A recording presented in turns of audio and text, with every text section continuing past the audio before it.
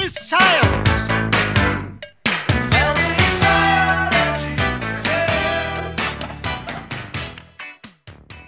Hi, Sarah. How are you?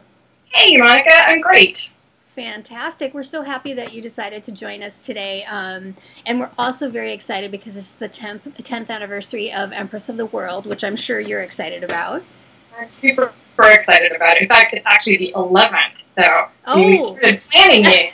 We did an extra year. Oh, my God. But yes. It was 2001 when it first came out, which I cannot believe is 11 years ago. Yeah, and the fact that it's had such wonderful impact and staying power, which is great. It makes me feel really honored, excited about it. That's cool. So what we wanted to do is ask you 5 questions, which we like to do with our authors of the month. And the first question we have is, what is your favorite fictional character? Okay, I thought about this for a long time, and I could not narrow it down to one. And I sort of based it on like the number of times I've reread things. Okay. So based on the number of rereadings, it's the entire cast of Alison Bechdel's Dykes to Watch Out For. You know, it was such an important comic for me as, you know, I was growing up, coming out, just sort of figuring out, like, how did I fit into this community? And in Dykes to Watch Out For, Alison Bechdel presents so many different ways of being queer, so many different ways of being in a community. And, you know, you just get wrapped up in all of the stories and all of the dramas. And, yeah, so it was really kind of a way to just feel like there was a place for me. So it kind of leads me to the next question, and I wonder if this would be the same answer, but if you were stranded on an island with one book, what would it be? Well, actually, I decided to go with a sort of practical choice. Okay. The Libba Bray's book, Beauty Queens, which is actually about being stranded on an island. It happens to be about an entire plane load of beauty pageant contestants who get stranded on an island. And it includes many useful survival tips and fabulous characters, and just, there's a whole lot going on in that book. I love that answer. That's a great answer. Because your novel has had such a great impact on LGBT youth and on teens in general, I just kind of wondered if there was a particular book when you were growing up that you think now all LGBT youth should read or might find solace in. There are going to be different books that resonate with different readers, and one of the things I think is really exciting in the time since Empress first came out is that there are so many more books now that youth could possibly connect to and identify with. Obviously, the books that have been honored by Lambda Literary are a great place to start. The American Library Association has the Rainbow List and also the Stonewall Award, and those can be some good starting points, but I actually think it's like your own journal.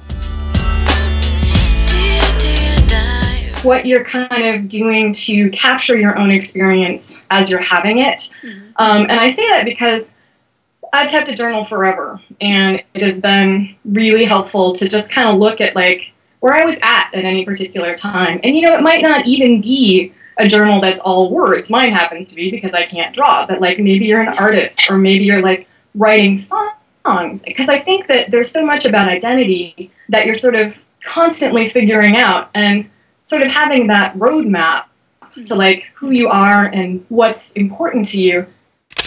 And as far as your novel or any of the things that you've written, is there a particular character that you admire the most?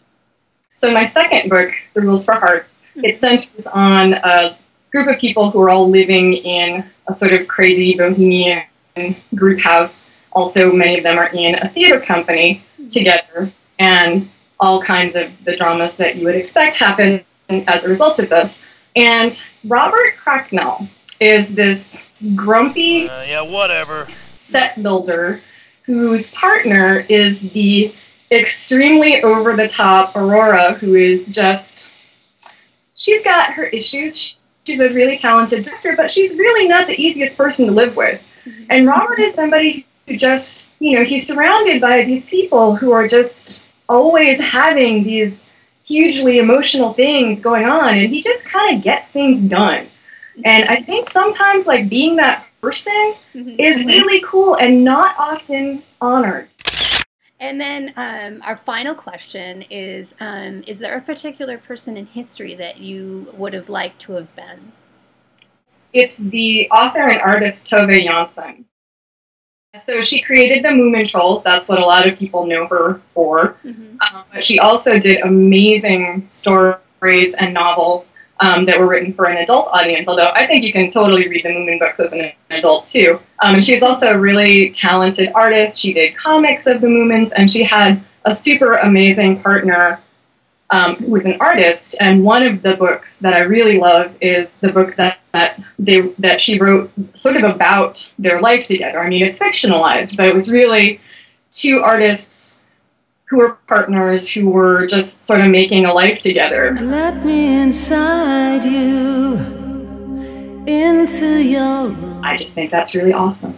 So that's a great answer. That's like a type of person that you would like to have been. And I think a lot of kids relate to that in the sense that there's someone in history who's done what they've wanted to do, you know? So, well, fantastic. I so appreciate your time. And I loved that you decided to answer the questions for us. And I wish you the best with everything. And we look forward to working with you again in the future. Thank you. And thank you so much for having me.